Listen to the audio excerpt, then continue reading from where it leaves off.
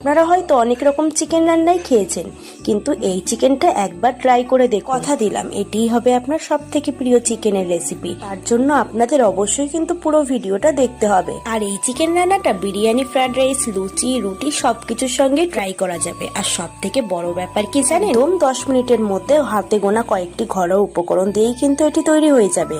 তাহলে চলুন তৈরি করা যাক বার্গেন্ডি চিকেন। এর জন্য সবার প্রথমে আমরা কি কি মশলা নিয়েছি আদা কুচি, কয়েকটা ছাড়ানো রসুন, 3টে গোটা রসুন আর চেরা কাঁচা লঙ্কা।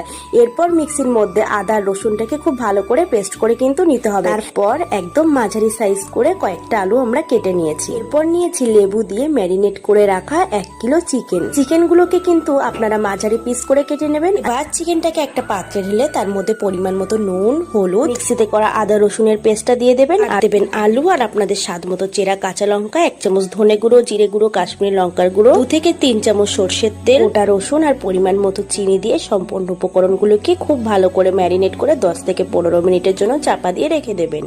কিছুক্ষণ পর কিন্তু ঢাকনাটা খুলে দেবেন। শুকনো কড়াই খুব ভালো করে গরম করে তাতে ম্যারিনেট করা চিকেনটা দিয়ে দেবেন আর দেবেন সামান্য জল দিয়ে। এবার খুব ভালো করে নাড়াচাড়া দিয়ে 10 থেকে 15 মিনিটের জন্য দিয়ে দেবেন। এরপরে মাঝে একবার ঢাকনা সরিয়ে খুব ভালো করে নাড়াবেন, দেখবেন যেন নিচে লেগে না যায়। এরপর কিন্তু আবার ঢাকা দিয়ে দেবেন। এরপর শেষবারের মতো ঢাকনা তুলে দেখবেন চিকেনটা কিন্তু প্রায় সিদ্ধ হয়ে গেছে। তখন আপনারা আরেকটু নাড়িয়ে চাড়িয়ে নেবেন। আপনারা কিন্তু চাইলে বারবার ঢাকনা তুলেও নাড়াতে পারেন। এরপর কিন্তু চিকেনটা নামিয়ে দেবেন। এরপর আবার কড়াইতে বেশ খানিকটা সাদা তেল, আপনারা চাইলে সর্ষের তেলও ব্যবহার করতে পারেন। এরপর তেলটা গরম করে তার মধ্যে দেবেন শুকনো লঙ্কা, রসুন, চিকেনের 80% পেঁয়াজ কুচি, ঝালের জন্য দেবেন কয়েকটা কাঁচা লঙ্কা। এবার হালকা হালকা ভেজে কিন্তু চিকেনটা দিয়ে দেবেন। এবার বেশ খানিকক্ষণ ধরে কিন্তু চিকেনটা কন্টিনিউ নাড়াতে হবে। আর আপনারা চেষ্টা করবেন একটু নিচ থেকে চিকেনটা নাড়ানোর। এরপর কিছুক্ষণ পরে দেখবেন চিকেনের থেকে হালকা হালকা কিন্তু তেলটা ছেড়ে দিয়েছে। এরপর কিন্তু আবার আপনারা নাড়িয়ে নেবেন। তারপর 4 থেকে 5 মিনিট পর দেখবেন একদম পুরোপুরি কিন্তু তেল ছেড়ে দিয়েছে।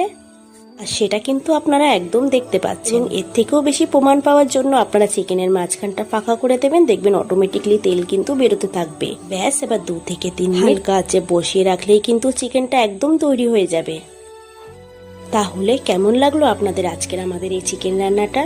যদি ভালো লেগে থাকে অবশ্যই আমাদের চ্যানেলটাকে লাইক, কমেন্ট, সাবস্ক্রাইব করবেন। ফেসবুক থেকে দেখলে কিন্তু অবশ্যই একটা ফলো করে দেবেন। আর এরকম একটা চিকেন রান্নার সঙ্গে লেবু না হলে চলে বলুন? তার জন্য চলে গেলাম আমাদের গন্ধরাজ লেবু বাগানে। সেখান থেকে তুলে আনলাম টাটকা একটা গন্ধরাজ লেবু। সেটাকেই মা একদম পিস পিস করে কেটে নিয়েছে। আর গরম গরম ভাতের সঙ্গে এই রান্নাটার সামান্য একটু লেবুর রস নিয়ে এক গরস তুলে দেখবেন, আমি কথা দিচ্ছি অমৃতর থেকে কোনো অংশেই কম হবে না। আজ তাহলে আসি, পরবর্তীতে আবার আসবো নতুন আর একটি রেসিপি নিয়ে। ধন্যবাদ।